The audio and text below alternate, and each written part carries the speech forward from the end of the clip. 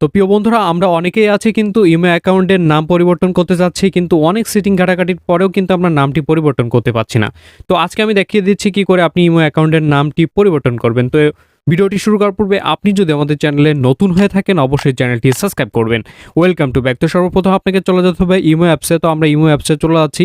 আপনি আপনার ফোন থেকে ইমো অ্যাপসে চলে যাবেন। যাওয়ার পরে এখান থেকে কী করবেন, সিম্পলি দেখতে পাচ্ছেন প্রোফাইল আইকন। তো সিম্পলি কী করবেন, এই প্রোফাইল আইকনের উপরে ক্লিক করে দেবেন। তো আমি দিয়েছি।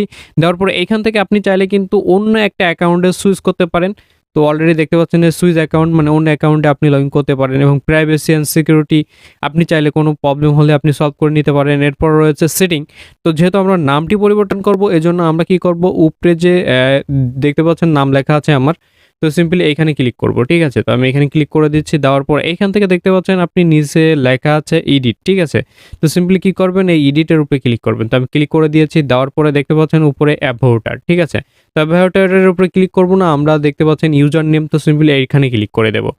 তো দেখতে পাচ্ছেন, তো আমি এখানে ক্লিক করার পর এখান থেকে দেখতে পাচ্ছেন আমার নামটি চলে আসছে। এরপর কি করবেন, আপনি সিম্পলি দেখতে পাচ্ছেন এই কর্নারে কোরাস আইকন।